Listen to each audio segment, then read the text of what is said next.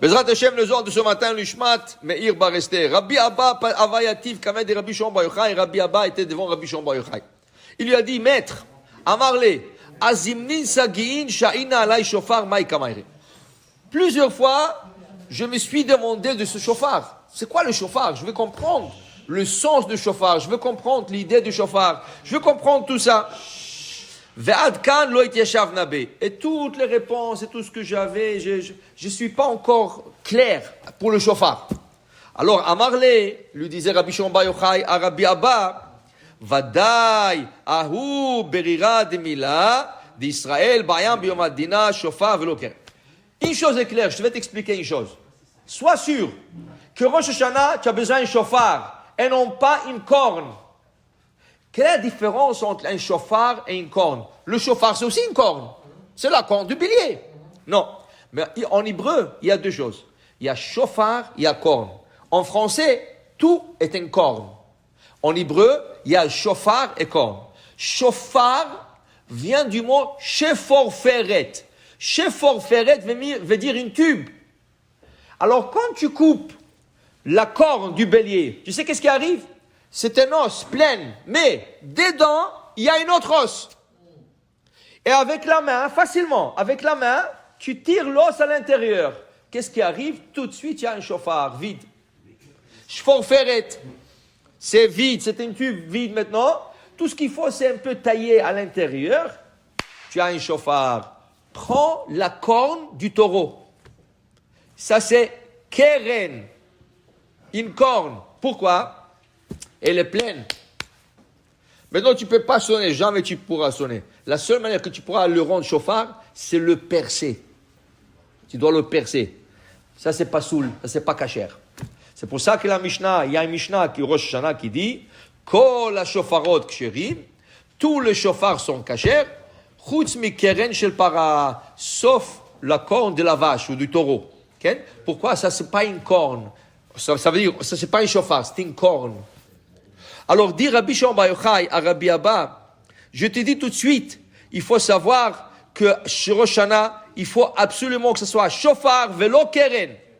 Begin de keren, aïtiada baba nataru. Tu sais pourquoi? Qu'est-ce qu'il fait le Torah avec ses cornes? Il encorne, il blesse, il tue. Ça, c'est le din. Le shofar, le bélier, qu'est-ce qu'il fait avec ses cornes? Il se protège.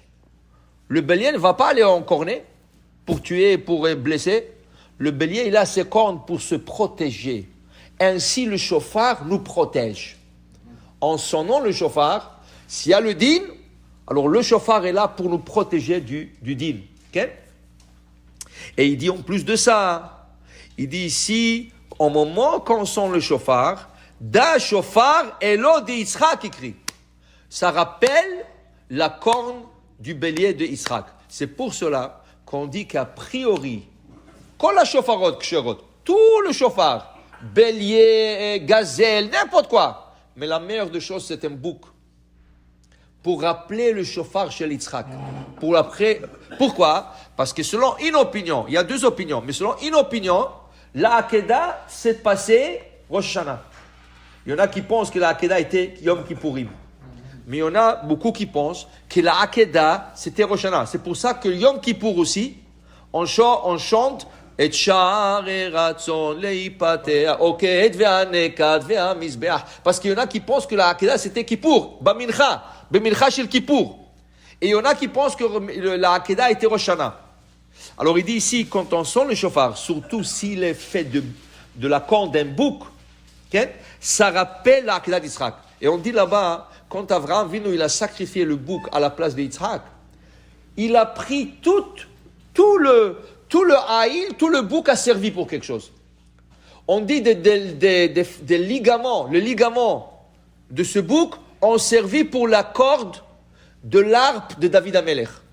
L'arpe avec laquelle chantait David, l'Amnatseach Halagitit ou Mizmor le David, l'Amnatseach Hasheminit, tous les instruments avec lesquels chantait David, leur corde était faite à partir de ligaments de bélier. Le corne du bélier, la droite, elle a servi pour le Har Sinaï, pour le don de la Torah. C'est écrit dans Parashat. יתרו, וכל השופר הולך וחזק, משה ידבר, והאלוהים יעננו בקול. וכל השופר, זה היה השופר של יצחק, אלו של יצחק. Et la deuxième corne, on dit qu'Hachem l'a réservé pour le Mashiach. C'est écrit que 3 jours avant que le Mashiach il arrive, Eliyahu Hanavi, il va monter à Haïfa, sur le mont Tabor, et il va sonner le shofar. Premier jour, il va dire, dans 3 jours, Eliyahu Hanavi, le Mashiach il arrive. Deuxième jour, dans 2 jours, il arrive. Demain, il arrive. Ça va être avec le Keren Asmalit, chez la Haïl, שהשתמש בשופר, והיה ביום ההוא ייתקע בשופר גדול, ובאו העובדים מארץ אשור, והנידחים מארץ מצרים. Et ce jour-là, quand Mashiach il doit venir, on sonnera le grand chauffard. Quel est ce grand chauffard? Le bélier de Yitzhak. La corne du bélier de Yitzhak. Alors, dit Rabbi Shimon Bar Yochai, Rabbi Abba, comprends une chose. C'est important de sonner le chauffard parce qu'il y a beaucoup de srouyot, beaucoup de mérites qui s'élèvent dans le ciel au moment qu'on sonne le chauffard. Important aussi de ne pas utiliser le keren. Tu n'as pas, n'utilise pas. C'est pour ça que le Harizal il dit, c'est pas bien de sonner non plus avec la corne, et avec le chauffard d'un bélier et d'une chèvre. La chèvre là aussi un chauffard, très petit. C'est un petit chauffard, très puissant aussi. Puisque c'est petit, la voix est plus facile, c'est plus facile à sonner. Mais on dit que le ez, zeba mitzad hadin.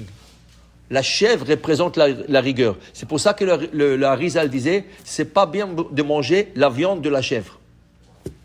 La chèvre, c'est pas bon de la manger. Tu manges un mouton, tu manges un bouc, mais pas la chèvre. Chèvre, c'est din. Et regarde, qu'est-ce qu'elle fait la chèvre? Qu'est-ce qu'elle fait la chèvre? Toujours elle est en corne. La chèvre, toujours, quand elle tourne à côté de toi, elle va t'encorner. Elle va te donner une cornée comme ça. Non. Alors il dit, c'est pas bon de manger la chair de la chèvre et c'est pas bon de sonner la corne d'une chèvre, malgré que c'est cachère. Pour ne pas évoquer le din. Rosh Hashanah, tu essayes le plus de faire Midat Rahamim. Tout ce qui est Rahamim, tout ce qui est miséricorde, tout ce qui est Hesed, bonté, tu essaies. C'est pour ça que le Rama, il vient, il nous dit une halakha très loin. Là, tu te poses la question, qu'est-ce que c'est cette halakha encore? De ne pas manger de noix Rosh Hashanah. Pourquoi? Égoz, le mot, la noix en hébreu, égoz. Égoz, en valeur numérique, la même valeur 17 que het.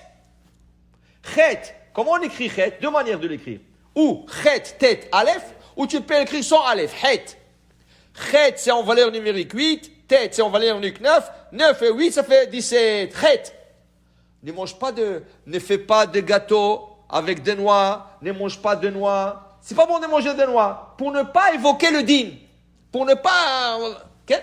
Alors, il y a un commentaire, c'est écrit dans un Rashi, très vieux Rashi. Dans les nouvelles éditions, il n'y a plus, mais dans de vieux livres de Rashi, dans le chapitre 11 du livre d'Isaïe, Ishayahu, Rashi là-bas pose une question.